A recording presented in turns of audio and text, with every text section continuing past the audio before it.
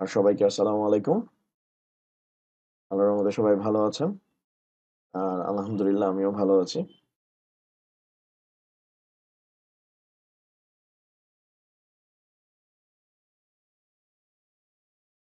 আজকের টপিকের নাম হচ্ছে ন্যানো টেকনোলজি।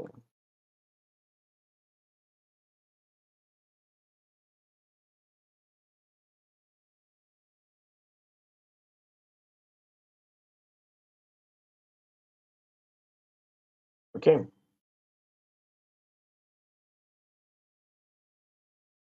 তো স্যার ন্যানো টেকনোলজি নিয়ে কথাবার্তা বলার আগে এরকম করে যদি আজকে শুরু করা যায় যে ধরেন আমরা কি জানি যে আমাদের বাসার যে পানি খাওয়ার কাঁচের গ্লাসটা আমরা যেটা হাত দিয়ে ধরলাম, এটা যদি কোনো কারণে হাত থেকে পড়ে যায় তাহলে ভেঙে যাবে। ঠিক আছে? অথবা আমাদের বাসাবাড়িতে ব্যবহৃত টিস্যু পেপার আমরা কি জানি সেটা ওয়াটার সোক করে। অথবা কনস্ট্রাকশন সাইডে ব্যবহৃত গ্লাভস যেগুলোর থ্রুতে হচ্ছে হলো যে মেটালিক অবজেক্ট বা হচ্ছে যে লোহা জাতীয় কোনো বস্তুকে তোলা হয় যাতে হাতের মধ্যে হচ্ছে ব্যথা না পাওয়া যায়। তো এগুলো আমরা কি জানি ওয়াটার সোক করে।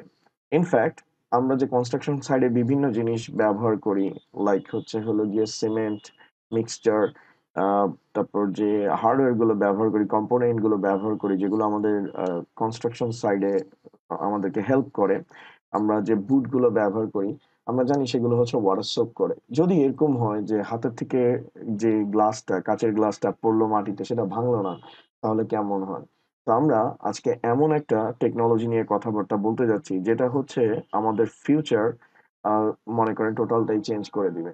ইনফ্যাক্ট আমরা যেটা সামনে যেটা দেখতে পাবো আজকের ক্লাসের থ্রুতে যে আমরা মনে করেন এমন ডিউরেবল হচ্ছে হলো গিয়ে কিছু এলিমেন্ট বা হচ্ছে কিছু অবজেক্ট দেখতে পাবো বা আমরা এটার ট্রান্সফরমেশন দেখতে পারবো যেটা হচ্ছে আমাদের ডে টু ডে লাইফ অ্যাক্টিভিটিতে আমরা যে প্রোডাক্ট গুলোকে ব্যবহার করি সেগুলোর মনে করেন যে ফিচার আছে সেটাকে টোটালি চেঞ্জ করে দিবে। তো সেরকম একটা এক্সাম্পল আপনাদের সামনে শুরু করতেছি। আজকে আপনারা দেখবেন যে পানিতে কোনো টিস্যু পেপার কি করতেছে না, ওয়াটার সোক করতেছে না। এরকম কিছু চমৎকার জিনিস বা আমরা যে মোবাইল ফোন ইউজ করি যেটা হচ্ছে ওয়াটারপ্রুফ। আগে হচ্ছে আমরা কি করতাম? বৃষ্টি হলে মোবাইল ফোনকে প্লাস্টিকের মধ্যে ভালোমতো র‍্যাপ করে নিতাম। ইনফ্যাক্ট এখনকার দিনে মনে করেন কোনো পলিথিনে বা এক্সট্রা কোনো কভার ইউজ করতে হয় না মোবাইল ফোনকে র‍্যাপ করার জন্য। কারণ এখন মানুষ হচ্ছে ইনফিনিটি পুলে হচ্ছে আন্ডার ওয়াটার গিয়ে সেলফি তুলে। তো সেলফি এটা চেঞ্জ হয়ে গেছে থ্রু টু ন্যানো টেকনোলজি বা থ্যাংকস টু ন্যানো টেকনোলজি। তো চলেন ক্লাসের শুরুতেই আমরা একটা ডকুমেন্টেশন দেখি যেটা আমাদের মনে করেন একটু সবকিছুকে চেঞ্জ করে দিবে।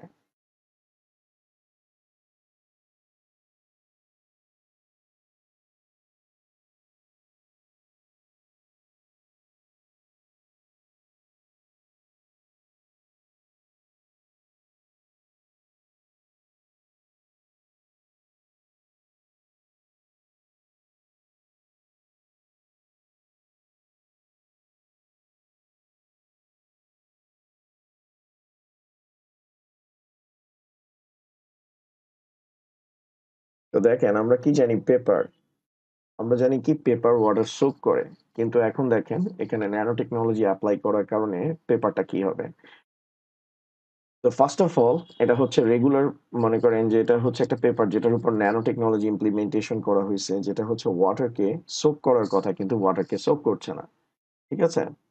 তো আরেকটা পেপার যেটাতে হচ্ছে ন্যানো টেকনোলজি ইমপ্লিমেন্টেশন করা হয় নাই।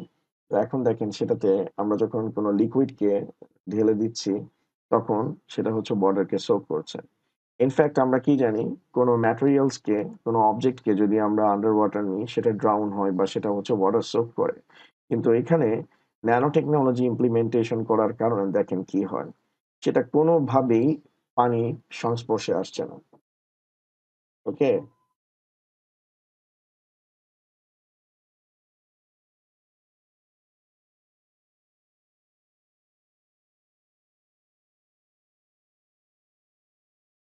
তারপর টাইমার।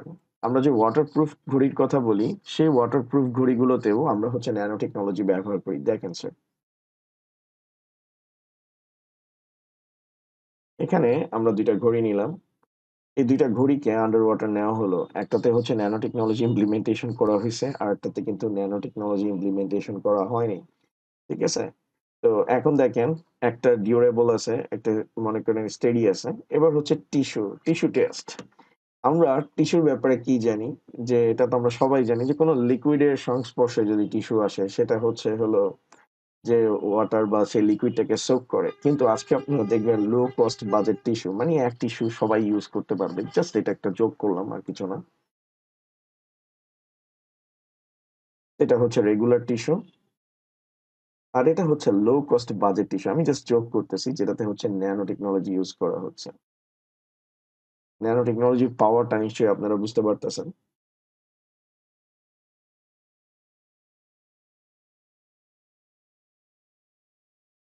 এটাকে মনে করেন পানি নিচে নেওয়া হচ্ছে। কিন্তু এগুলো সবকিছুকে সোক করে ফেলতেছে।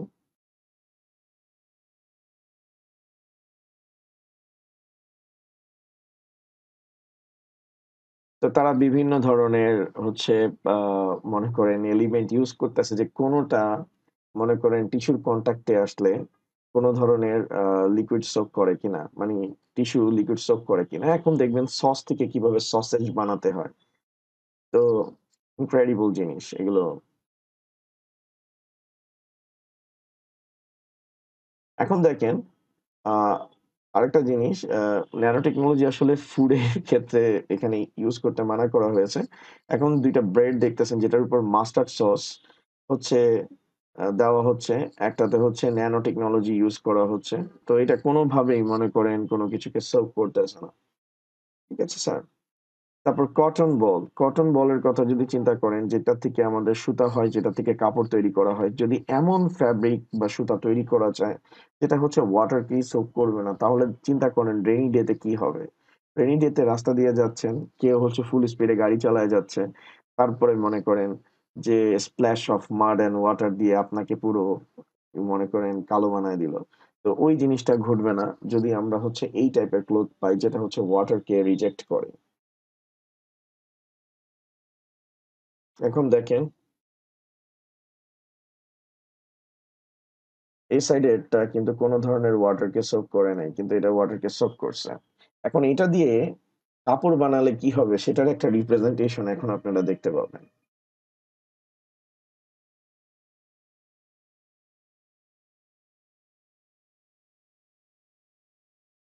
দেখেন স্যার, আপনার চেহারা কালো হতে পারে। মানে চেহারার মধ্যে কালো মাড বা ডাস্ট পড়তে পারে। বাট আপনার জামা-কাপড় কালো হবে না। Thanks to nano technology. এখন এটা কেমনে হয়? অনেকে বলতেছে কচু পাতার মধ্যে প্রাকৃতিকভাবে ন্যানো টেকনোলজি আছে নাকি? আরে না রে ভাই। কচু পাতার মধ্যে ন্যানো টেকনোলজি নাই। সেটা নিয়ে আমি কথাবার্তা বলব। সেটার জন্যই আজকে আপনাদের সামনে আসা যে আসলে ন্যানো টেকনোলজি কেমনে কাজ করে। এবার কনস্ট্রাকশন সাইড এর কথা বলছি সেগুলো আপনাদেরকে একটু দেখাই যে কনস্ট্রাকশন সাইডে আমরা কিভাবে ন্যানো টেকনোলজিকে ইমপ্লিমেন্টেশন করতেছি সেটার আরেকটা ডকুমেন্টেশন দেখাই। আজকে মেইনলি মনে করেন যে ডকুমেন্টেশন এই ক্লাস শেষ হয়ে যাবে ইনশাআল্লাহ। তো দেখেন এই ম্যাটেরিয়ালস গুলো যেগুলো দেখতেছেন এগুলোর উপর হচ্ছে ন্যানো টেকনোলজির যে সলিউশনটা আছে কোটিং দেওয়া হইছে। ঠিক আছে? একটা স্প্রে করা হইছে।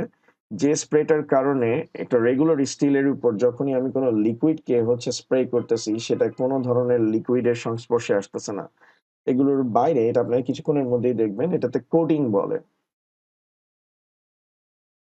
যেমন দেখেন এই যে ইটগুলো সেগুলোর উপর মনে করেন ন্যানো স্প্রে করা হইছে। ন্যানো পার্টিকেলস আ বা ন্যানো টেকনোলজির যে সলিউশনটা আছে, কোটিংটা আছে সেটা দেওয়া হয়েছে। এগুলোতে সবগুলোতে ন্যানো কোটিং ব্যবহার করা হয়েছে।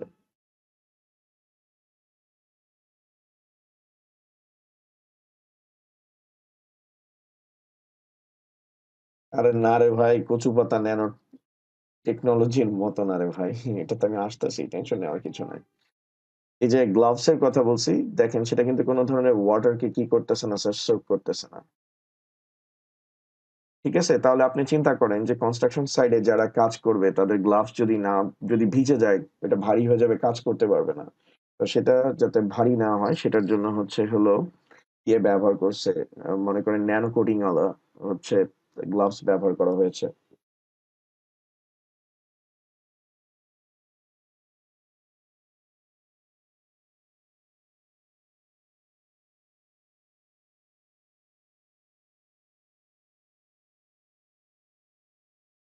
ইনফ্যাক্ট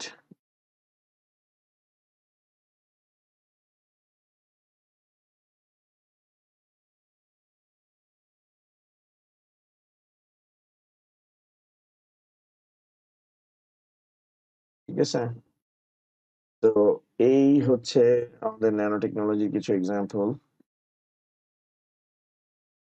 ইনফ্যাক্ট এই যে আমাদের ফানেল যেগুলো হচ্ছে সিমেন্টের জন্য বা পেইন্টের জন্য ব্যবহার করা হয়, সেগুলো হচ্ছে ন্যানো টেকনোলজিতে আমরা কি করতে পারি? তৈরি করতে পারি। Okay sir? এখন আসা যাক ন্যানো টেকনোলজিটা কি? What is nano technology? ঠিক আছে? ন্যানো টেকনোলজি বলতে মূলত হচ্ছে যে কোনো অবজেক্ট বা ম্যাটারের অ্যাটমিক মলিকুলার লেভেল অথবা হচ্ছে হলো গিয়ে সুপার মলিকুলার লেভেলে ম্যানিপুলেশনকে বোঝায়। অর্থাৎ তাদের অ্যাটমিক যে স্ট্রাকচার আছে সেটাতে যদি পরিবর্তন ঘটানো হয়, কোনো অবজেক্টের কোনো অবজেক্টের atomic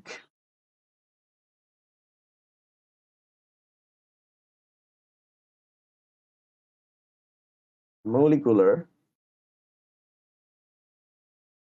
super molecular, atomic molecular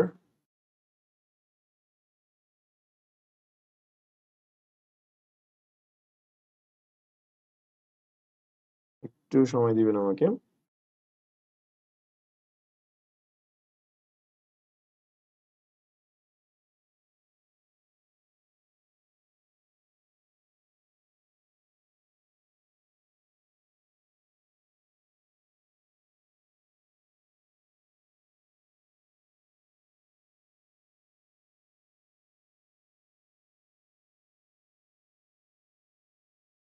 atomic molecular,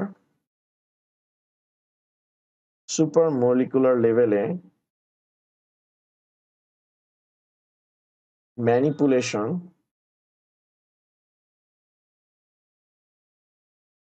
manipulation বা পরিবর্তনের মাধ্যমে অর্থাৎ কোনো অবজেক্টের অ্যাটমিক মলিকুলার, সুপার মলিকুলার অর্থাৎ 10 টু দি পাওয়ার 9 ন্যানোমিটার স্কেলে অথবা ন্যানোমিটার স্কেলে super molecular and 10 to the power 9 বা এখানে যদি এভাবে বলা হয় এবং ন্যানোমিটার স্কেলে এবং ন্যানোমিটার স্কেল। এখন ন্যানোমিটার স্কেল বলতে আমরা কি বুঝি? ন্যানোমিটার স্কেল বলতে মূলত 10 টু দি পাওয়ার মাইনাস 9 কে বোঝায়। ঠিক আছে? 10 টু দি পাওয়ার মাইনাস 9 মিটারকে বোঝায় বা ন্যানোমিটারকে বোঝায়। ওকে? তো এই যে 10 টু দি পাওয়ার মাইনাস 9 যে আমরা মিটারটা দেখতে পাইতেছি এটাকে আমরা অ্যাকচুয়ালি কি হিসেবে কনসিডার করব? ন্যানোমিটার হিসেবে কনসিডার করব। ওকে?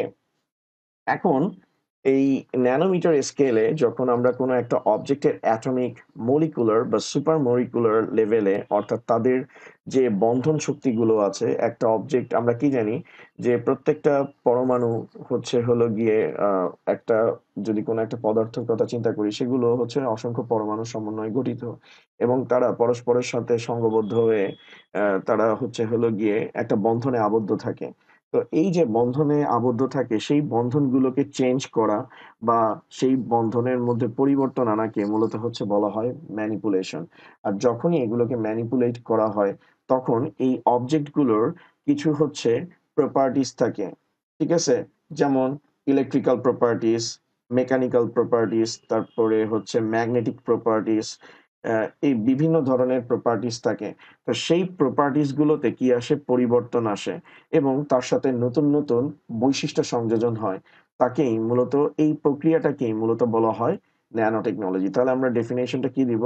যে ন্যানো টেকনোলজি বলতে মূলত ন্যানো টেকনোলজি বলতে বোঝায় কোনো অবজেক্ট বা কোনো পদার্থের অ্যাটমিক মলিকুলার বা সুপার মলিকুলার অর্থাৎ ন্যানোমিটার স্কেলে সেই অবজেক্টের আহ, পরিবর্তন ঘটানোর মাধ্যমে ন্যানোমিটার স্কেলে পরিবর্তন ঘটানোর মাধ্যমে যে সম্পূর্ণ ভিন্ন বৈশিষ্ট্যের বা হচ্ছে তাদের যে এক্সিস্টিং বৈশিষ্ট্য আছে যেমন ইলেকট্রিক্যাল মনে করেন প্রপার্টিস, ম্যাগনেটিক প্রপার্টিস ইত্যাদির পদ্ধতিকে আহ, পরিবর্তন ঘটানোর পদ্ধতিকে এবং সংযুক্ত নতুন ফিচার যুক্ত পদার্থকে পদার্থ তৈরি করার পদ্ধতিকে মূলত ন্যানো টেকনোলজি বলা হয়।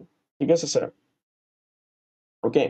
স্যার আপনার কি ন্যানো টেকনোলজির বিষয়টা কি বুঝতে পারছেন? আমি আরেকবার বলতেছি।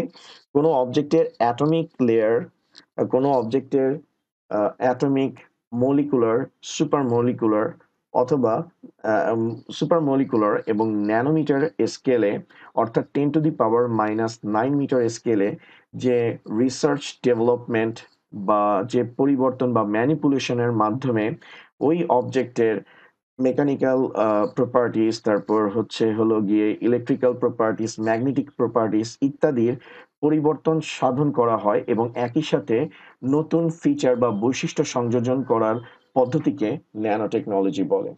ঠিক আছে স্যার, আপনাদের কাছে কি ন্যানো টেকনোলজিটা মোটামুটি সবার কাছে ক্লিয়ার হয়েছে কিনা? এটা হচ্ছে স্যার ন্যানো টেকনোলজির ডেফিনেশন।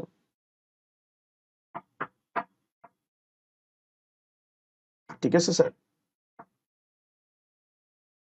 ওকে। এখন এই যে ন্যানো টেকনোলজি নিয়ে আমি কথাবার্তা বলতেছি, এই ন্যানো টেকনোলজির জনকটা কি বা ন্যানোমিটার স্কেলটা কি সেটা আমি একটু আপনাদেরকে এক্সপ্লেইন করতেছি।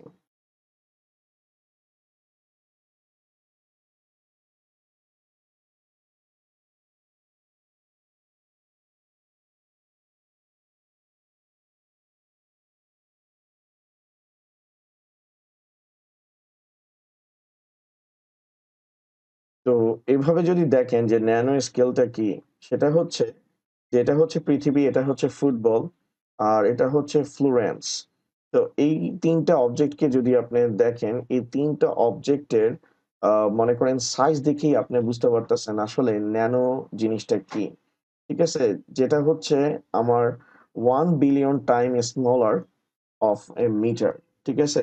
অর্থাৎ আমাদের যে মিটারটা আছে, সেই মিটারের ১ বিলিয়ন ভাগের ১ ভাগ হলো গিয়ে ন্যানো স্কেল। ঠিক আছে? তো এই যে ন্যানো স্কেল নিয়ে আমরা যে কথাবার্তা বলতেছি, এই ন্যানো স্কেলের ইনভেন্টর কে বা ফাদার অফ ন্যানো স্কেল মানে ন্যানোমিটার মানে কি বলে ন্যানো টেকনোলজি বলা হয়। তার নাম হচ্ছে রিচার্ড ফাইনম্যান। ঠিক আছে? বা Richard Feynman.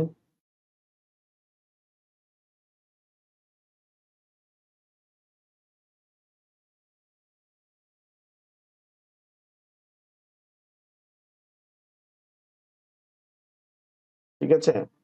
Richard Feynman. Richard ফিনম্যানকে মূলত ফাদার অফ ন্যানো টেকনোলজি বলা হয়। তার একটা বই আছে, বিখ্যাত বই। There is plenty of room at the bottom. এই বইটাতে তিনি সর্বপ্রথম ন্যানো টেকনোলজির কনসেপ্টটা উপস্থাপন করেন। ওকে? সর্বপ্রথম এই ন্যানো টেকনোলজির কনসেপ্টটা সবার সামনে উপস্থাপন করেন। তো তার ব্যাপারে একটু ইনফরমেশন আছে, সেগুলো একটু শুনেন বা দেখে রাখেন, আপনাদের কাজে লাগবে।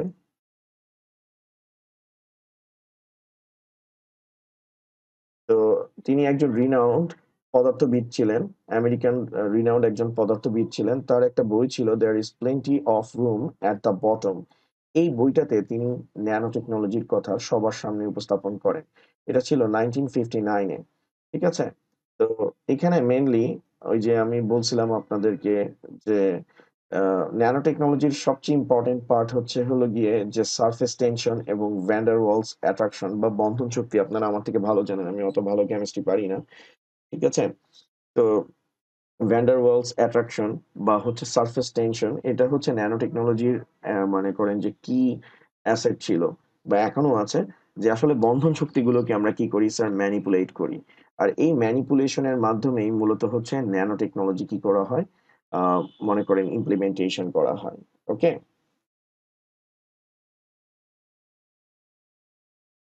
ওকে স্যার, আমি ন্যানো টেকনোলজির জনক না। আমি এত মনে করেন সৌভাগ্য আমার হয়নি। তো স্যার রিচার্ড ফিনম্যান, তাকে ন্যানো টেকনোলজির জনক ধরা হয়। আর ন্যানো টেকনোলজি আমাদের এন্টায়ার মনে করেন সিনারিওকে টোটালটাকেই চেঞ্জ করে দিছে। ওকে? তো এখন ন্যানো টেকনোলজি নিয়ে আরেকটু ডিটেইলস এ আপনাদের সাথে কথাবার্তা বলি। তাহলে আপনাদের জন্য বুঝতে সুবিধা হবে। আরো কিছু ইম্পোর্টেন্ট ফিচার আছে, সেগুলোও আমরা দেখব ন্যানো টেকনোলজির।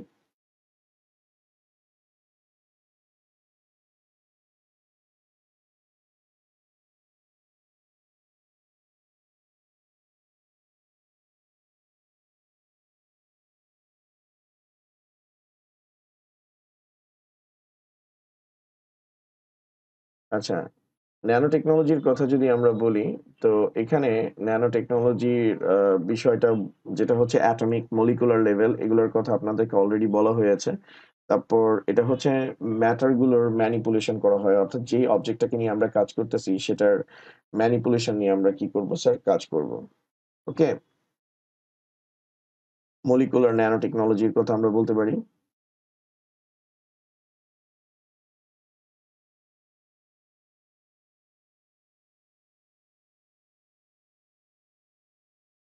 তারপর হচ্ছে কোয়ান্টাম মেকানিক্যাল এফেক্টস এই জায়গায় আমরা হচ্ছে আচ্ছা এগুলো নিয়ে আমরা পরে কথাবার্তা বলি। এগুলো এত কমপ্লেক্সিটি করার দরকার নেই। এখন কথা হচ্ছে আমরা ন্যানো টেকনোলজির বিষয়টুকু বুঝতে পারছি যে ন্যানো টেকনোলজি আসলে কোথায় ইমপ্লিমেন্টেশন করা হয় বা কোন স্কেলে করা হয়। ন্যানো টেকনোলজি বিভিন্ন জায়গায় আমরা হচ্ছে ইমপ্লিমেন্টেশন করতেছি। ঠিক আছে? যেমন মেডিসিন, তারপর ইলেকট্রনিক্স বিভিন্ন জায়গায় আমরা হচ্ছে ন্যানো টেকনোলজি ইমপ্লিমেন্টেশন করতেছি। তো এগুলোর আমরা কিছু এক্সাম্পল দেখব। এখন আমরা যেটা এক্সাম্পল দেখব সেটা হচ্ছে ইলেকট্রনিক ডিভাইসেও আমরা হচ্ছে ন্যানো টেকনোলজি ইউজ করছি। আর একটা জিনিস আপনাদেরকে বলি যে কোনো অবজেক্টের অ্যাটমিক লেয়ারে যদি আমরা কোনো ধরনের পরিবর্তন সাধন করি তাহলে সেটাতে নতুন একটা ফিচার তৈরি হবে। যেমন আপনারা কেউ কি আমাকে বলতে পারবেন যে লেটেস্ট মনে করেন যে ন্যানো টেকনোলজি রিগার্ডিং এক্সপেরিমেন্ট করার কারণে ২ জন সায়েন্টিস্ট হচ্ছে নোবেল প্রাইজ পাইছিলেন। তো তারা একটা নতুন মনে করেন যে এলিমেন্ট বা ম্যাটার আ ইনভেন্ট করেন যেটা হচ্ছে গ্রাফাইট থেকে পাওয়া গেছে। তো সেটার জন্য তারা হচ্ছে নোবেল প্রাইজ পাইছেন। কারণ সেই যে অবজেক্টটা বা যেই আ মনে করেন নতুন ডিসকভারিটা তারা করেছেন ম্যাটারের উপর, সেই ম্যাটারটা হচ্ছে আমাদের টোটাল ইন্ডাস্ট্রিকে আগামী কয়েক বছরের মধ্যে চেঞ্জ করে দিবে। ঠিক আছে? তখন হচ্ছে যে লাইক আপনারা মনে করেন লাইট ওয়েট মনে করেন যে কিছু প্রোটেক্টিভ জিনিস দেখতে পাবেন। যেগুলো হচ্ছে আর্মর বা হচ্ছে সুরক্ষার ক্ষেত্রে ব্যবহার করা হবে। আর্মিরা ব্যবহার করবে। তারপর ইলেকট্রনিক গ্যাজেটে আপনি দেখতে পারবেন। ইনফেক্ট টনি স্টার্ককে যে আপনারা দেখেন যে ট্রান্সপারেন্ট মোবাইল ফোনের মধ্যে হচ্ছে কমিউনিকেশন করতেছে। ওই জায়গাগুলোতেও মূলত হচ্ছে ওই জিনিসগুলো ইন ফিউচার হয়তো বাস্তব হইতে পারে। ঠিক আছে? অলরেডি অ্যান্সার দিয়ে দিয়েছে গ্রাফিন। Very good. এটার জন্য ২ জন সায়েন্টিস্ট হচ্ছে নোবেল প্রাইজ পেয়েছেন। সেটা হচ্ছে স্যার আন্দ্রে গাইম আর আরেকজন হচ্ছে স্যার কনস্টান্টিন আ নোভোসেলভ। ঠিক আছে? তো তারা ২ জন হচ্ছে হলো গিয়ে নোবেল প্রাইজ পেয়েছেন। তো গ্রাফিন এটা হচ্ছে মনে করেন অ্যাটমিক লেয়ারে পরিবর্তনের কারণে তৈরি হয়েছে। তো সেটার একটা ডকুমেন্টেশন আপনাদেরকে আমি দেখাই। তাহলে আপনারা বুঝতে পারবেন যে আসলে অ্যাটমিক লেয়ারে এটা আপনারা হচ্ছে ডেসক্রিপশনে লিখতে পারেন পরীক্ষার খাতায়। এক্সাম্পল দিতে পারেন যেটা হচ্ছে খুব ভালো একটা এক্সাম্পল ন্যানো টেকনোলজির জন্য। গ্রাফিন। ঠিক আছে? তো আমরা প্রাচীন ঐতিহাসিক যুগ থেকে আমরা যেটা দেখতেছি আয়রন, ব্রোঞ্জ, লোহা এগুলো হচ্ছে হলো গিয়ে আমাদের সব সেক্টরে আমরা কিন্তু ব্যবহার করতেছি। ইনফ্যাক্ট কম্পিউটার ইন্ডাস্ট্রিতে আমরা হচ্ছে সিলিকন ব্যবহার করতেছি। তো ইনফ্যাক্ট এই কয়েকটা অবজেক্টে বা কয়েকটা ম্যাটারের মাধ্যমেই এই ইন্ডাস্ট্রিটা কি হচ্ছে বা পুরো পৃথিবীটা হচ্ছে ডমিনেট হচ্ছে।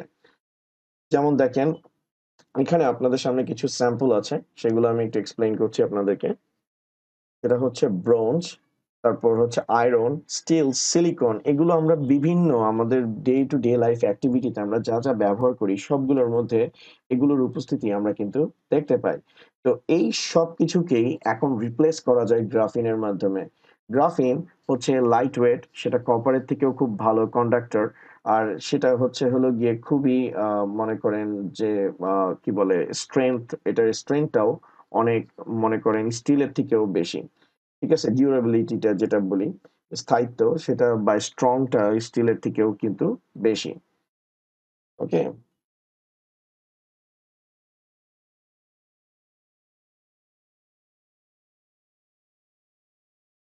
ঠিক আছে? তো আগে থেকে ধারণা করা হইতো যে 1940 বা 1920 থেকে এটা ধারণা করা হইতো যে গ্রাফিন আছে। কিন্তু আসলে এটা মানে থিওরিটিক্যালি প্রুভ করা হয়েছে কিন্তু প্র্যাকটিক্যালি সেটাকে নিয়ে তেমন একটা কাজ করা পসিবল হয়নি। সায়েন্টিস্টরা ট্রাই করছে। কিন্তু এটার ব্রেক থ্রু আসে হলো গিয়ে আন্দ্রে গাইম এবং কনস্টান্টিন নোভোসেলভ এর থ্রুতে অ্যা আ ব্রেক থ্রু আসে গ্রাফিন। আ অনেকগুলো গ্রাফিনের সমষ্টি হচ্ছে গ্রাফাইট। অর্থাৎ আমাদের গ্রাফাইট যদি বলি, অনেকগুলো গ্রাফিনের লেয়ার মিলেই হচ্ছে হলো গিয়ে গ্রাফাইট তৈরি হয়। যেটা পেন্সিলের আমরা লেড বলি, যে পেন্সিলের নিবটা যেটা থাকে, ওইটাও কিন্তু একটা গ্রাফাইট। এখন দেখেন, আমরা গ্রাফিন নিয়ে একটু ডিটেলসে কথাবার্তা বলছি। যেমন এটা আপনারা জানেন ক্যাপ্টেন আমেরিকা ব্যবহার করে। তো গ্রাফিনের অ্যাডভান্টেজ হচ্ছে এটার স্ট্রেংথ, এটা লাইট ওয়েট, আর এটার কন্ডাক্টিভিটি। স্ট্রেংথ বলতে এটি স্টিলের থেকে অনেক বেশি মজবুত, স্ট্রং, 150 টাইমস স্ট্রং হচ্ছে হলো গিয়ে স্টিলের থেকে। লাইট ওয়েট, ঠিক আছে। লাইট ওয়েট লাইক হচ্ছে যে পুরো গ্রাফিন দিয়ে যদি একটা ফুটবল মাঠকে পুরো সারাউন্ড করা হয়, এটা নিয়ারলি গ্রাম হবে হলো গিয়ে 5 থেকে 0.50 গ্রাম টু 6 গ্রাম হবে, এরকম হবে অ্যাপ্রক্সিমেটলি। তো এটা লাইট ওয়েট। আর কন্ডাক্টিভিটি, এটা হচ্ছে কপারের থেকেও কয়েক গুণ বেশি কন্ডাক্টিভ, অর্থাৎ তাপ এবং হচ্ছে হলো গিয়ে ইলেকট্রিসিটি প্রবাহিত করতে পারে। তো এই তিনটা ফিচারের কারণে গ্রাফিন অনেক বেশি পপুলার হয়ে যাচ্ছে, এবং ইনফ্যাক্ট এটা বিভিন্ন জায়গায় ইউজ করা হচ্ছে। এটা নিয়ে বিভিন্ন এক্সপেরিমেন্টও অলরেডি চলতেছে। তো কিভাবে আসলে গ্রাফিন পাওয়া গেছে, বা অ্যাটমিক লেভেলের চেঞ্জ বা ম্যানিপুলেশনটা কি, সেটা আপনাদেরকে বোঝানোর চেষ্টা করছি। স্যার লক্ষ্য করেন।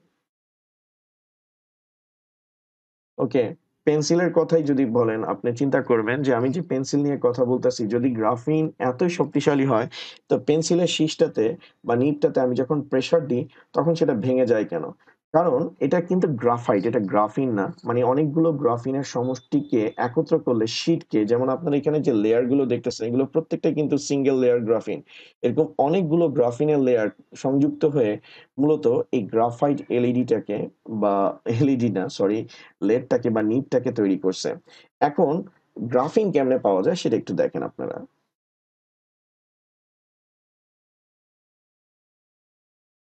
যে প্রেসার দিলে এটা ডেফিনিটলি ভেঙে যাবে। আর এখানে এখন আমরা কার্বনের বিভিন্ন ধরনের ফর্ম বা রূপভেদ নিয়ে কথাবার্তা বলবো, যেমন গ্রাফাইট, ডায়মন্ড, ফাঁকিবল, এগুলো সবগুলোই কিন্তু হচ্ছে এক একটা কার্বনের বিভিন্ন ফর্ম, বিভিন্ন স্ট্রাকচারের কারণে। কার্বনের যে বন্ড গুলো আছে সেগুলো বিভিন্ন স্ট্রাকচারের কারণে আমরা এই ধরনের রূপভেদগুলো দেখতে পাই।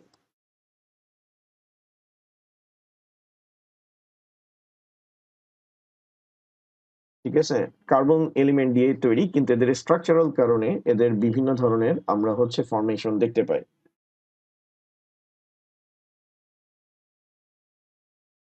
আর গ্রাফিনটা কি? গ্রাফিন হচ্ছে শুধুমাত্র একটা সিঙ্গেল লেয়ারের কার্বন অ্যাটমস। আর এটা দেখতে পুরো হচ্ছে একটা মধুর, মনে করেন যে আপনারা কি বলে যে হানিকম যে দেখছেন, বা মধু যখন সংগ্রহ করে দেখবেন যে মধুর লেয়ারটা কিন্তু ঠিক এরকম থাকে দেখতে। ঠিক আছে? এটা হচ্ছে সিঙ্গেল লেয়ার অ্যাটম। ঠিক আছে? কার্বনের সিঙ্গেল লেয়ার অ্যাটমকে মূলত গ্রাফিন বলে। তো 2004 এ স্যার আন্দ্রে গাইম এবং হচ্ছে কনস্টান্টিন নোভোসেলভ, তো তারা দুইজন বিখ্যাত লোক এই ডিসকভারির জন্য নোবেল প্রাইজ পান। এটা হচ্ছে তাদের একটা ছবি। সামনে তাদের ইনভেন্টেড এলিমেন্টের যে টেকনোলজি থ্রুতে আমরা যেগুলো দেখতে পাবো, সেগুলোই আমরা মনে করেন যে তাদেরকে একটা থ্যাংক দেওয়া উচিত। যে তাদের কারণে আমরা হচ্ছে নিউ ফিচারটা দেখতে পাবো। ইনি হচ্ছেন স্যার আন্দ্রে গায়েম, আর উনি হচ্ছেন কনস্টান্টিন নোভোসেলভ। তো তাদের ডিসকভারি ছিল। তো তারা এটা কেন করছে, একটা চমৎকার ঘটনা বলি। তো চমৎকার ঘটনাটা হচ্ছে, তারা প্রতিদিন রিসার্চ করতো কোনো না কোনো কিছু নিয়ে। যেহেতু তারা সায়েন্টিস্ট, রিসার্চ করাটাই তাদের নেশা। তো তারা রিসার্চ করার সময় স্কচ টেপ, মানে পেন্সিল, কাগজের উপর তারা হচ্ছে পেন্সিল দিয়ে বিভিন্ন মনে করেন যে আমরা করি না যে লাইক হচ্ছে এভাবে করে, এভাবে করে মনে করেন যে আঁকাআঁকি করছি। তারপর একটা স্কচ টেপ দিয়ে সেটার উপর রাখার পর সেটাকে একটু টান দেওয়া হইছে। দেওয়ার পর যেটা দেখতে পাইছে, যে স্কচ টেপের মধ্যে কিছু মনে করেন গ্রাফাইটের ফ্লেক্স লেগে রইছে। তো ওই জায়গা থেকেই মূলত তারা হচ্ছে, যখন এটার প্রপার্টিসটা দেখার চেষ্টা করছে, আসলে এই ফ্লেক্সটা কি প্রপার্টিস শো করতেছে, ওইটা দেখার পরই তারা আইডেন্টিফাই করছে, তারা হচ্ছে যে হিউম্যান কাইন্ডের জন্য, ফিউচারের জন্য তারা হচ্ছে একটা অ্যামেজিং ডিসকভারি করছে, দ্যাট ইজ কল্ড গ্রাফিন। ওকে, তো সেটাই এই অ্যানিমেশনে আপনারা দেখতে পাবেন যে তারা কিভাবে করছেন।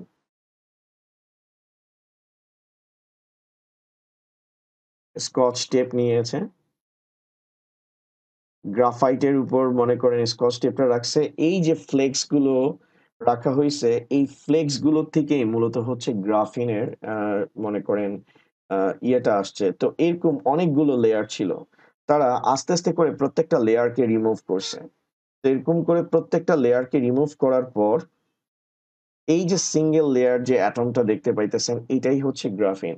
আর আপনাদেরকে একটু জানাই রাখি, গ্রাফিন কিন্তু 2D মানে 2D অবজেক্ট, অর্থাৎ 2 ডাইমেনশনাল এলিমেন্ট। ওকে, আমরা কি জানি 3D বলতে কি জানি, যার দৈর্ঘ্য প্রস্থ উচ্চতা থাকে।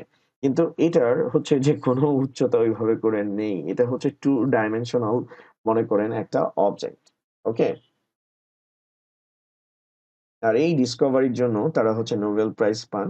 এটার একটা আপনারা স্ক্রিনে কুইক রিভিউ দেখতে পাচ্ছেন।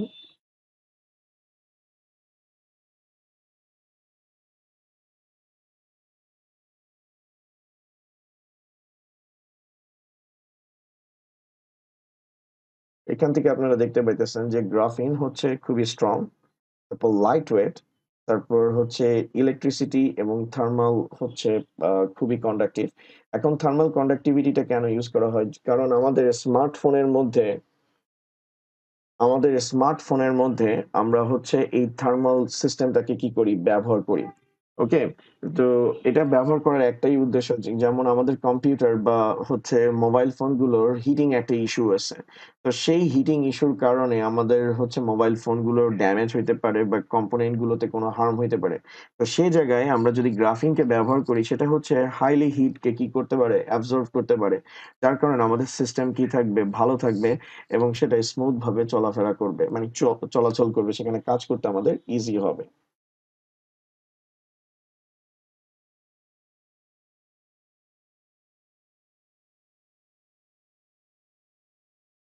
Okay sir.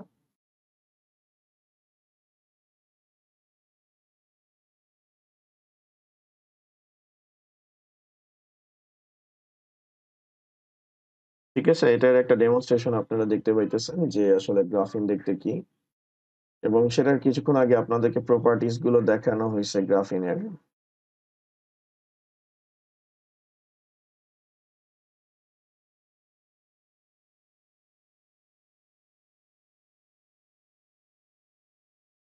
তো এটা সিঙ্গেল লেয়ার অ্যাটম।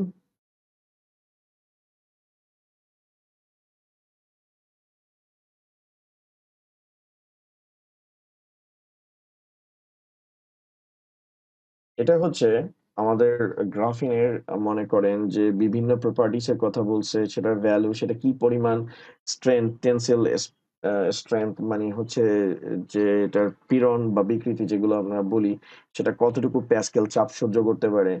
তারপর এগুলোর বিভিন্ন প্রপার্টিস গুলো বলা হয়েছে, এবং এটার রেজিস্ট্যান্সও কিন্তু খুবই কম। কপারের যে রেজিস্ট্যান্স, তার থেকে কিন্তু এটা রেজিস্ট্যান্সটা কম, যার কারণে এটা হচ্ছে কপারের থেকে খুবই ভালো, মানে খুবই বড় ধরনের একটা কন্ডাক্টর, যে খুব স্মুথলি হচ্ছে ইলেকট্রিসিটিকে কি করতে পারে, ফ্লো করতে পারে।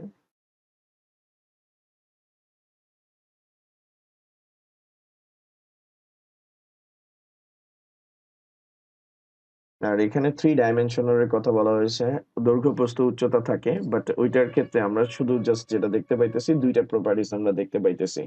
দ্যাটস ওয়াই গ্রাফিন একটা 2 ডাইমেনশনাল অবজেক্ট।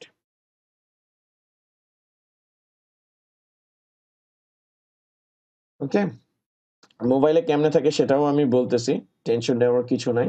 আর আপনারা বুঝতে পারতেছেন কিনা সেটাও আমাকে জানায়েন। এগুলো ছোটবেলায় আমরা সবাই করছি। ওকে,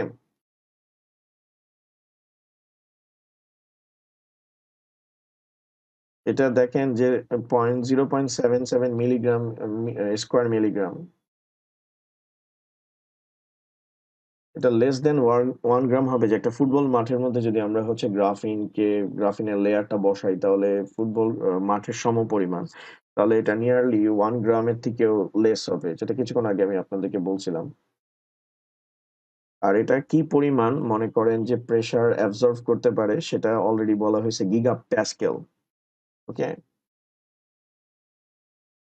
আর এটা খুবই ফ্লেক্সিবল, যে এটাকে স্ট্রেচ করা যাচ্ছে 20 টাইমস, রবারের থেকে বেশি এটাকে মনে করেন যে আ ইয়ে করা যায়। আর হিলিয়াম এগুলোর মনে করেন যে এতই কাছাকাছি থাকে যে এটার মধ্য দিয়ে হিলিয়াম যদি আমরা পিছনে দেখি যে হিলিয়ামের যে ইয়েগুলো আছে, হিলিয়ামকে আছে, হিলিয়াম বা গ্যাসগুলোকে কি করতে পারে? এগুলো আটকায় দিতে পারে। আর এইটার ভিতর রেজিস্ট্যান্স কম। এখানে যেটা আপনারা দেখতে পাচ্ছেন এটা হচ্ছে ইলেকট্রিসিটি ফ্লোটা। যে এটার রেজিস্ট্যান্স কম থাকে তো খুব সহজে এটার মধ্যে দিয়ে ইলেকট্রিসিটি কি করতে পারবে? আ ফ্লো করতে পারবে।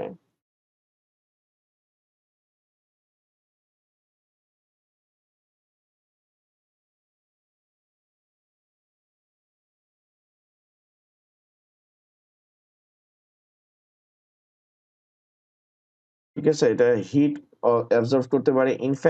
ইনফ্যাক্ট এটা হচ্ছে স্যার ট্রান্সপ্যারেন্ট। অর্থাৎ এটার মধ্য দিয়ে 97.3% লাইট পাস করতে পারে। ঠিক আছে? যেমন আপনারা সামনে হচ্ছেন ট্রান্সপ্যারেন্ট মোবাইল ফোনের একটা মনে করেন যে ফিউচারিস্টিক অ্যাপ্লিকেশন গুলো দেখেন, অ্যাভেঞ্জার্স এ দেখছেন টনি স্টার্ক ইউজ করছে। এগুলো মূলত হচ্ছে হলো গিয়ে গ্রাফিনের থ্রুতে তৈরি করা হচ্ছে। ঠিক আছে? তো কিভাবে ব্যবহার করা হচ্ছে সেগুলো একটু দেখেন। ইনফেক্ট হচ্ছে যে আমরা যদি কোন কম্পোজিটের সাথে ব্যবহার করি, লাইক হচ্ছে মেটালের সাথে বা অ্যালুমিনিয়ামের সাথে এই গ্রাফিনকে ব্যবহার করি, তাহলে এটার কম্পোজিটটা যে মনে করেন যৌগটা পাবো বা যেটার এলিমেন্টটা আমরা আউটপুট হিসেবে পাবো, সেটা অনেক স্ট্রং হবে। সেটা হচ্ছে আমরা বিভিন্ন ভেহিকলস এ ব্যবহার করতে পারবো। লাইক স্পেসশিপে, স্পেসক্রাফট, এয়ারক্রাফট, তারপরে আমাদের ডে টু ডে কার, এইসব জায়গায় আমরা এগুলোকে ব্যবহার করতে পারবো। যেমন দেখেন আমরা কারের বডি, তারপর হচ্ছে এরোপ্লেন, স্পেসশিপ এগুলো ব্যবহার করতে পারবো।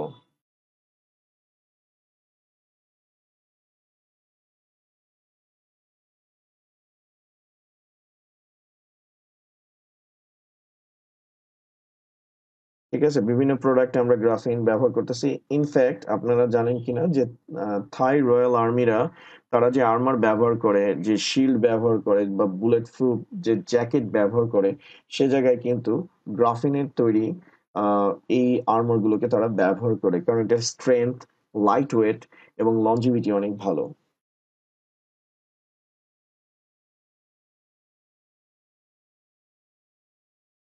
ইনফ্যাক্ট এটার মনে করেন যে ইলেকট্রিসিটি কন্ডাক্টিভিটি অনেক ভালো। তো বর্তমানে সিলিকনের পরিবর্তে এটা রিসার্চ চলতেছে। অলরেডি আমরা গ্রাফিন কি করতে পারবো স্যার? ব্যবহার করতে পারবো। তো গ্রাফিন ব্যবহার করলে কি হবে? এখন তো আমরা গিগাহার্টজ এ কাজ করি। তখন প্রসেসর হচ্ছে টেরাহার্টজ এ কাজ করবে। তখন চিন্তা করেন আপনার মনে করেন গেম খেলতে বা কোনো ভিডিও রেন্ডার করতে হয়তো আল্টিমেটলি কয়েক মিনিট হয়তো লাগতে পারে, যেখানে কয়েক ঘন্টা লাগে। আর আমার কম্পিউটারে ভিডিও রেন্ডার করতে দিলে তো কয়েকদিন লাগে স্যার। কে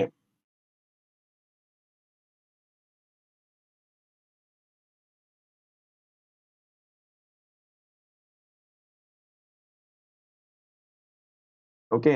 আর এটার যে হিট অ্যাবসর্ব অ্যাবিলিটি সেটাও অনেক ভালো। ঠিক আছে? এটার হিট অ্যাবসর্ব অ্যাবিলিটিটা অনেক ভালো।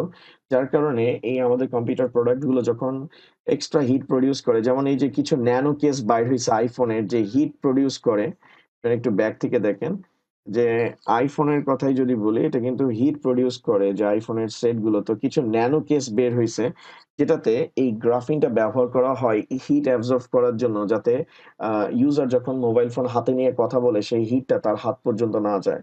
ঠিক আছে? খুব ইজি ভাবে হিটটাকে অ্যাবসর্ব করে ফেলে। ইনফ্যাক্ট Huawei তেও তারা হচ্ছে গ্রাফিনের ব্যাক কভার ব্যবহার করতেছে। ডিসপ্লের মানে ব্যাক কভার ইউজ করতেছে যাতে হিটটাকে কি করতে পারে? কনজাম্পশন করতে পারে। তারপরে মনে করেন এই যে স্ট্রেচ বা হচ্ছে ফ্লেক্সিবল ডিসপ্লে, আপনারা Samsung এর কিছুক্ষণ পর একটা ডকুমেন্টেশন দেখবেন। সেই জায়গায় মূলত হচ্ছে গ্রাফিন ব্যবহার করা হচ্ছে।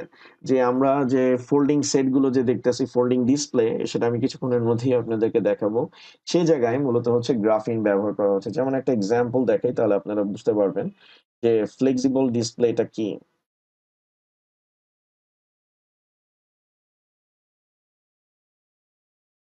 মানে স্যার ভিডিও রেন্ডার বলতে বুঝায় ভিডিও এডিট করার, মানে ভিডিও এডিট করে ওইটাকে কম্পাইল করাকে বুঝায়। মানে প্রসেসিং করাকে বুঝায়। তো এটা একটা স্যামসাং এর কনফারেন্স ছিল, যে কনফারেন্সের মধ্যে সর্বপ্রথম হচ্ছে আহ ফ্লেক্সিবল ডিসপ্লে নিয়ে কথাবার্তা বলা হয়েছিল। তো আপনারা একটু দেখেন। Flexible OLED।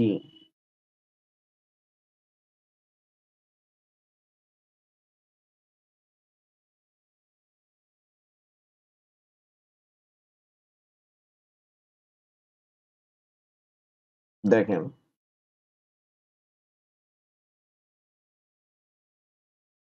আপনাদের সামনে একটা মোবাইল ফোন দেখাচ্ছে।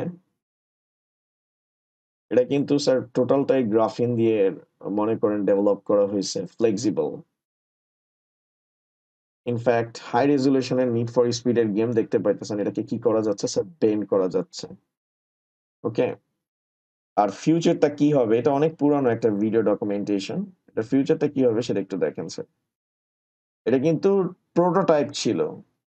এটা প্রোটোটাইপ ছিল, এটা নিয়ে কাজ করতেছিল। তো দেখেন একটা ভিডিও ডকুমেন্টেশন আপনাদের জন্য।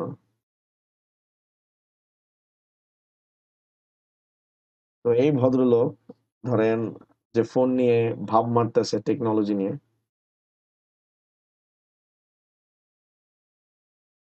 আচ্ছা, সাউন্ড শুনতে পাচ্ছেন না? সাউন্ড শোনার ব্যবস্থা করে দিচ্ছি আমি আপনাদেরকে। তাহলে মজা পাবেন আপনারা। আমাকে একটু সময় দেন।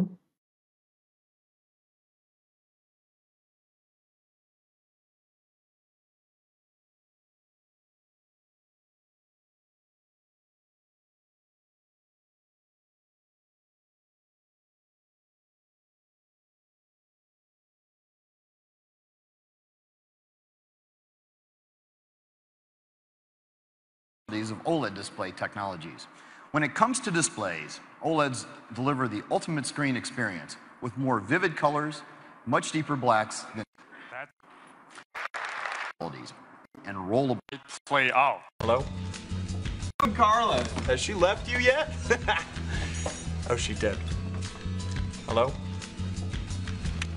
Hello?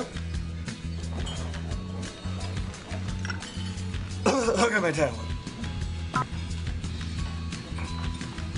Technology, it's my thing.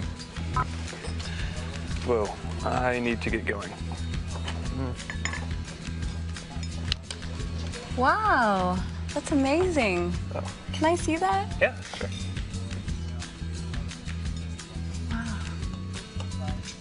All in a day's work for Samsung.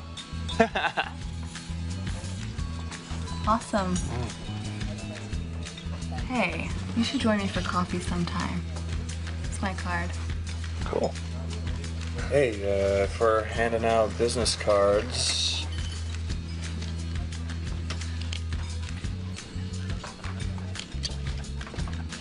Bye. Bye.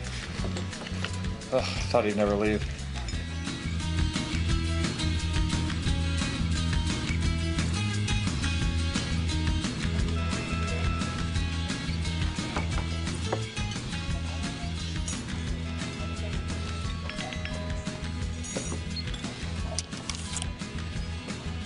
Whoa.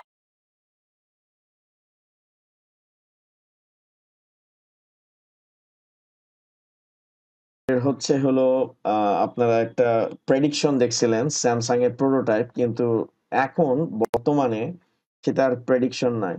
বর্তমানে কিন্তু এই ধরনের যে আমরা বেন্ডেবল ফোনস গুলো দেখতে পাচ্ছি। ওকে,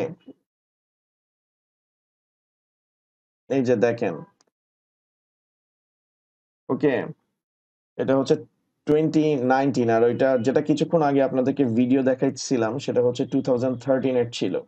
তো এখন এই বেন্ডেবল ফোনগুলো এখনো আছে স্যার। দেখেন স্যার, এখন এগুলো কিন্তু ডেভেলপড হচ্ছে।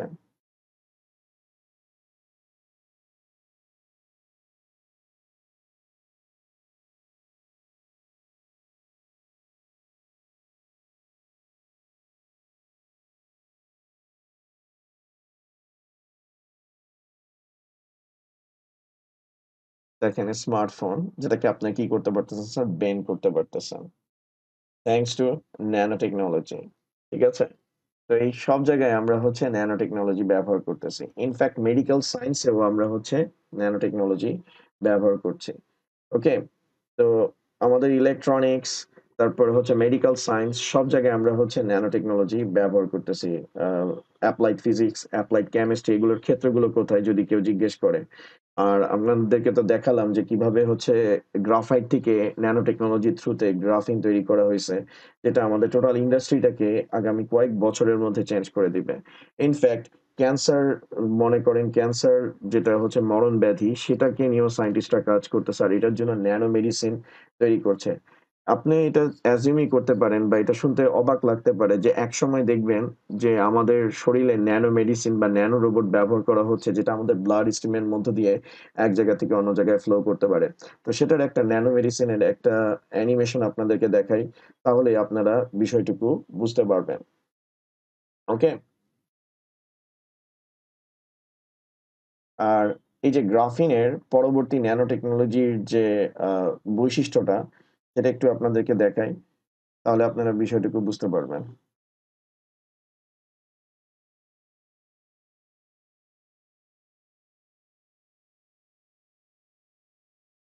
কারণ এটার সাউন্ডটা দিই, তাহলে আপনাদের বুঝতে মানে ইজি হবে যে গ্রাফিন অ্যাকচুয়ালি, এতক্ষণ তো অ্যানিমেশন এগুলো দেখাইছি, যে গ্রাফিন আসলেই কাজ করে কিনা বা এটা নিয়ে কাজ হচ্ছে কিনা সেটাও আমি আপনাদেরকে একটু এক্সপ্লেইন করি।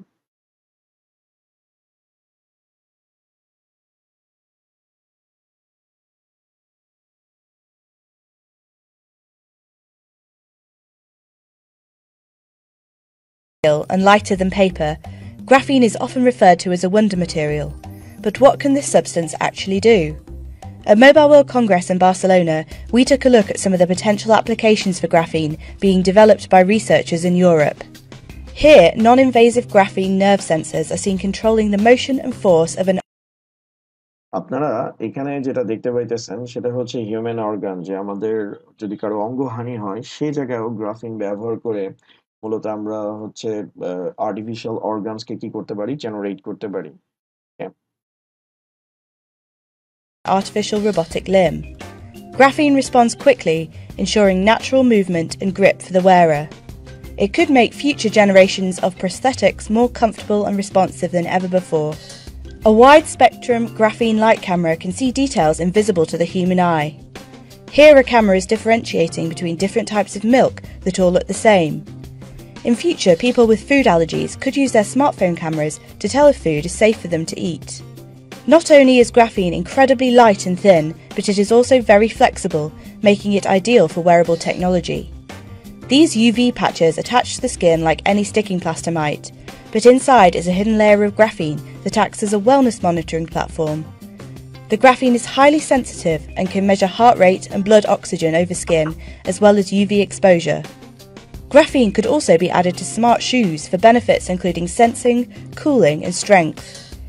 This graphene insole from the University of Cambridge can monitor pressure distribution for podiatry and athletic performance.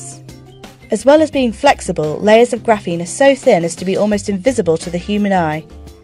Here graphene is built into a seemingly transparent screen and being used to control a toy car by touch.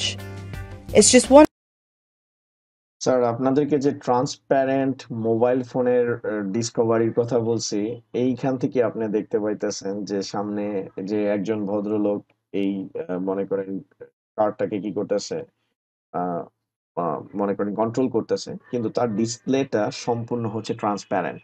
তার মানে আমরা আসলে Tony স্টার্কের ওই transparent মোবাইলের দিকেই কিন্তু এগোচ্ছি। example of how touch interfaces of the future could be built into different materials like glass or fabric. These projects are all being developed by universities as part of Graphene Okay, sir. Flagship.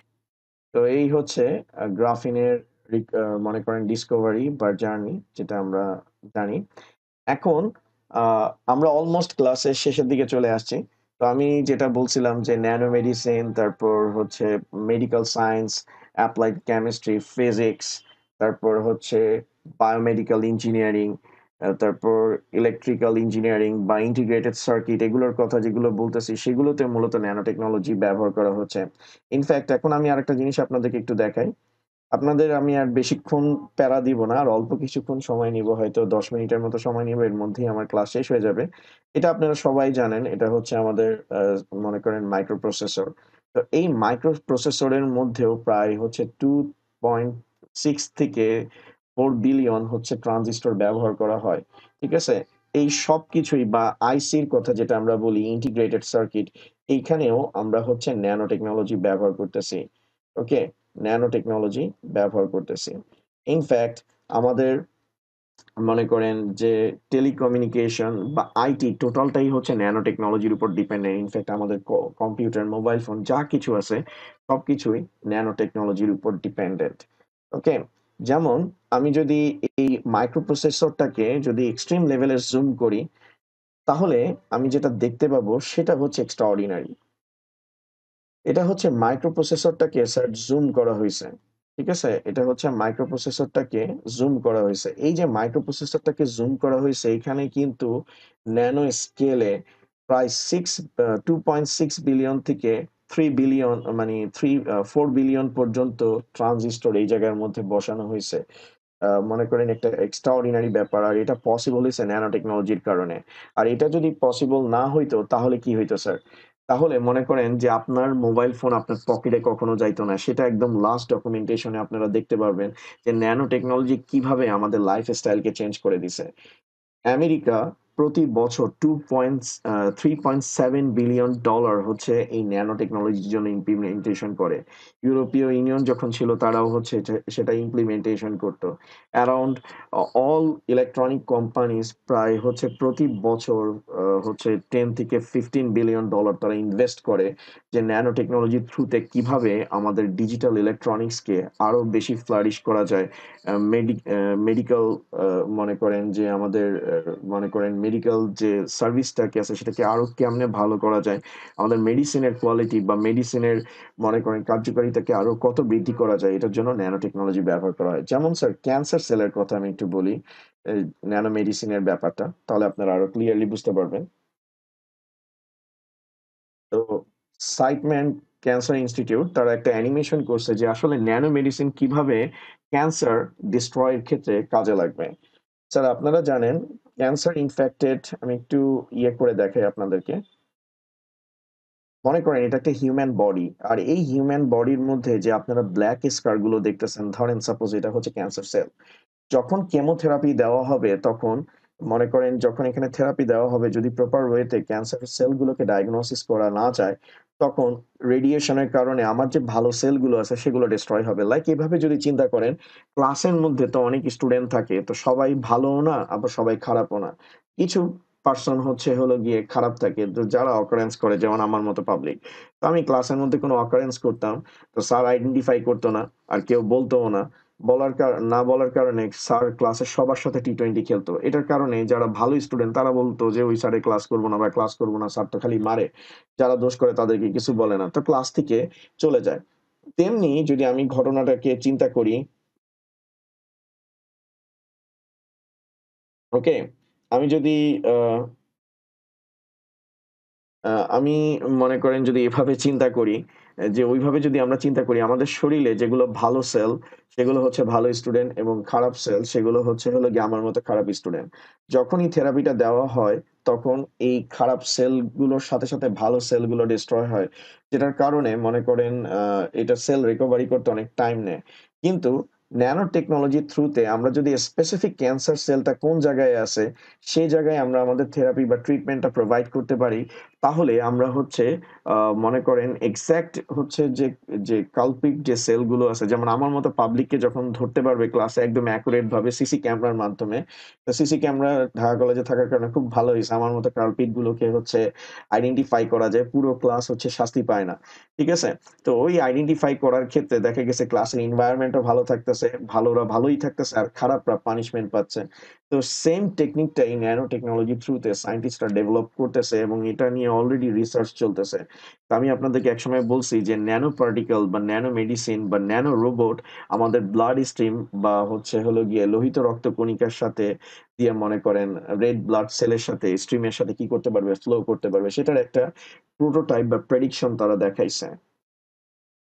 ওকে, আর আপনারা এখন জিনিসটা বুঝতে পারবেন যে আসলে nano object আসলে সাইজে কত টাইনি। এগুলো হচ্ছে আমাদের ন্যানো মেডিসিন। এগুলো হচ্ছে ন্যানো মেডিসিন, যেগুলোর সাইজ এতই ছোট যে একটা চুলের মধ্যে, একটা চুলের বাইটের মধ্যে, স্লাইসের মধ্যে প্রায় হচ্ছে 1,00,000 ন্যানো পার্টিকেলস কে আপনি রাখতে পারবেন। যেমন একটা চুলের মধ্যে আপনি অলমোস্ট 1,00,000 ন্যানো পার্টিকেলস কে আপনি কি করতে পারতেছেন, রাখতে পারতেছেন। এগুলো এত টাইনি। এখন দেখেন এটা রেড ব্লাড মানে আমাদের ব্লাড স্ট্রিমের মধ্য দিয়ে এক জায়গা থেকে অন্য জায়গায় ফ্লো করতেছে এবং ক্যান্সার সেলগুলোকে সেটা কি করবে স্যার আইডেন্টিফাই করবে ওকে আর এটা রিসেপ্টরের থ্রুতে যেমন আমরা যে মেডিসিন খাই এগুলোতে রিসেপ্টর থাকে তো রিসেপ্টর গুলো এই যে রেসপন্স করতেছে তো এই ন্যানো পার্টিকেল গুলো ন্যানো মেডিসিন গুলো আমাদের ক্যান্সার সেলের সাথে অ্যাটাচ হচ্ছে যখনই অ্যাটাচ করবে তখন হচ্ছে মেডিকেল ডায়াগনোসিসে এই যে জায়গাগুলোতে ক্যান্সার সেল আছে সেগুলোকে কি করা যাবে আইডেন্টিফাই করা যাবে ইনফ্যাক্ট সায়েন্টিস্টরা আরো অ্যাডভান্স চিন্তা করছে ঠিক আছে তারা অ্যাডভান্স এভাবে চিন্তা করছে যে ক্যান্সার সেলকে শুধুমাত্র সিক করা না ওই জায়গায় যাতে ডিস্ট্রয় করা যায় সেই জিনিসটাও তারা হচ্ছে ডেভেলপ করার চেষ্টা করছে এবং তারা ওই দিকে আগাচ্ছে আমরা ইন ফিউচার হয়তো ক্যান্সারের আলটিমেট সলিউশন আমরা দেখতে পারবো ঠিক আছে যে যেমন এখানে দেখেন ক্যান্সার সেলগুলোকে ন্যানো মেডিসিন বা পার্টিকেল গুলো কি করে ফেলছে ব্লক করে ফেলছে এবং সেটাকে শরীরের কোনো হার্ম করা ছাড়াই কি করে দিচ্ছে স্যার নিউট্রালাইজ করে দিচ্ছে এবং ক্যান্সার সেলকে সম্পূর্ণভাবে কি করে দিচ্ছে চেঞ্জ করে দিচ্ছে আলহামদুলিল্লাহ এরকম যদি হয় তাহলে খুব ভালো হবে ইন ফিউচার ক্যান্সারকেও আমরা কি করতে পারবো জয় করতে পারবো ঠিক আছে ওকে তো ন্যানো টেকনোলজির আপনাদের বিভিন্ন ইমপ্লিমেন্টেশন দেখাইছি ন্যানো টেকনোলজি কোথায় ইউজ করা হয় ইয়ে করা মানে কোন জায়গায় ব্যবহার করা হয় এবার লাস্ট ডকুমেন্টেশন যেটার মাধ্যমে আমি আজকের ক্লাসটা শেষ করব এটা হচ্ছে ন্যানো টেকনোলজি কিভাবে ইলেকট্রনিক ইন্ডাস্ট্রিকে চেঞ্জ করে দিছে যেটা হচ্ছে আইটি ইন্ডাস্ট্রি হিসেবে আমরা চিনি সেটার একটা ছোট্ট ডকুমেন্টেশনের মাধ্যমে আজকে ক্লাসটা শেষ করব আর তার সাথে ক্লাস কেমন লাগতেছে সেটাও আপনারা কমেন্ট সেকশনে জানাবেন ঠিক আছে স্যার অনেক প্যারা দিচ্ছি আজকে স্যার কেউ মাইন্ড করেন না মাইন্ড করলে শাইন করতে পারবেন না স্যার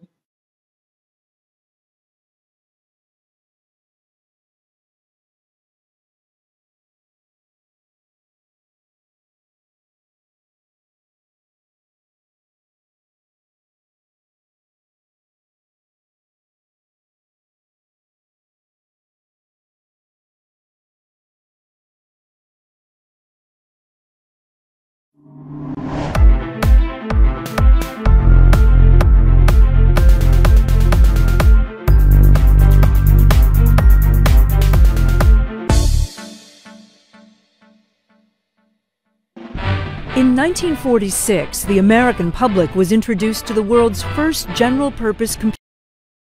স্যার আমি যে বলছিলাম যে কম্পিউটারের সাইজ এক সময় অনেক বড় ছিল এখন আমাদের হাতের মধ্যেই কম্পিউটার চলে আসছে লাইক আমাদের স্মার্ট ওয়াচটা এটা সম্ভব হয়েছে স্যার ন্যানো টেকনোলজির জন্য thank you and enjoy the video Named ENIAC. Giant electronic brain has started cogitating at the University of Pennsylvania. ENIAC was a gigantic leap forward for computing technology, but at nearly the size of a classroom, it was not very user-friendly. Today's computers, tablets, and smartphones are not only millions of times more powerful than ENIAC, but small enough to fit in our pockets.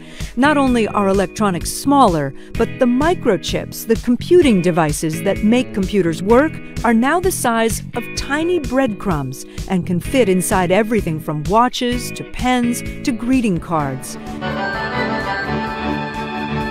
How have computers been able to get so small, fast, and have greater functionality? The answer is nanotechnology, the study of the manipulation of matter on an atomic, molecular, and supramolecular scale, where 1 nanometer is equal to 1 billionth of a meter. Everything in information technology is really based on nanoscale devices. Tom Tice is the director of the Nanoelectronics Research Initiative at the Semiconductor Research Corporation and a researcher at IBM. The initiative, funded in part by the National Science Foundation, studies one of the most popular applications of nanoelectronics, microchips, or integrated circuits, and how they could be made even smaller while at the same time increasing their efficiency. The smaller we make these things, the more of them we can make at the same time. They also get cheaper. And that's why now you have a smartphone that has the processing power of the biggest supercomputer from not so many years ago. Microchips are composed of transistors, which are made of materials called semiconductors. Today, more than 60%. R sir এটা হচ্ছে integrated সার্কিটের হচ্ছে visualisation যেটা হচ্ছে sir nano টেকনোলজির একটা revolutionary invention. represented by the numbers 0 and 1, to digitally transmit, process, and compute information.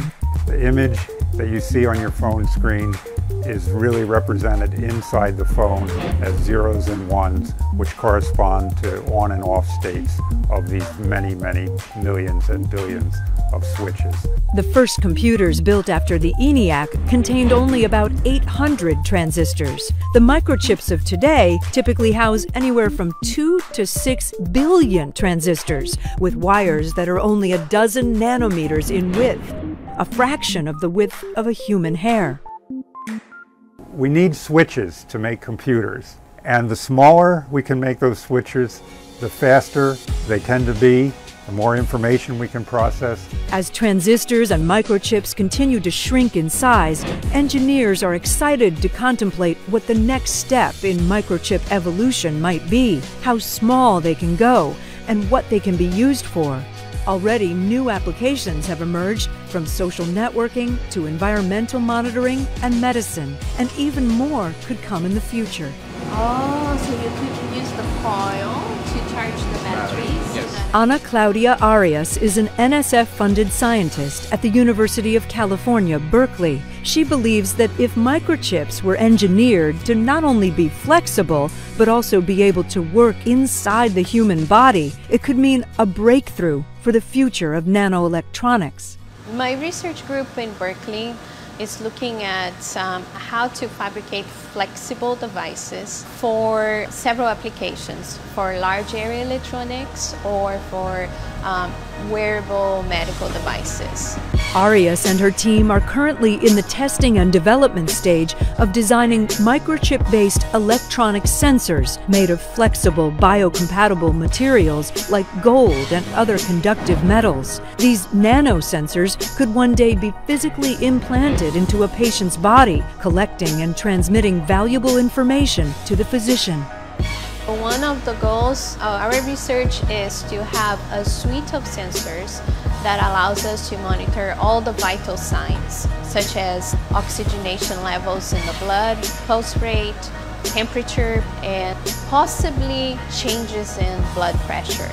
After a short time inside the patient, the nanosensors will be absorbed by the body, much like stitches.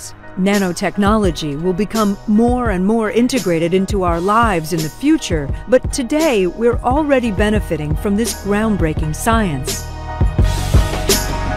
Just about everything that humans are trying to do in science and technology is benefiting from advances in nanoscale science and engineering.